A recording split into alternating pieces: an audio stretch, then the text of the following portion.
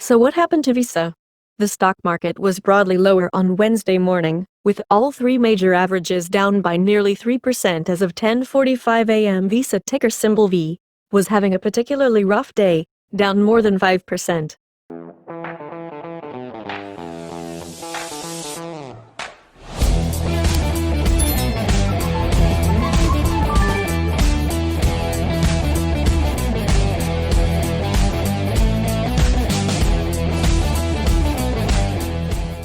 Typically, Visa is less volatile than most other fintech stocks, and it also has held up much better than most of the financial sector during the COVID-19 pandemic.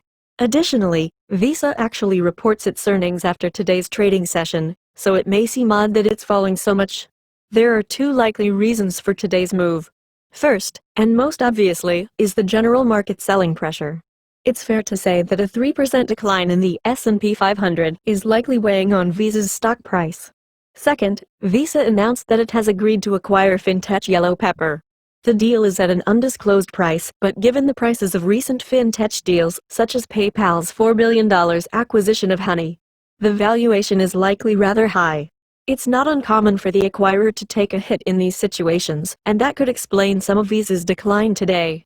Since we don't know the financial details of the Yellow Pepper acquisition, it's tough to analyze whether it's a smart move by Visa.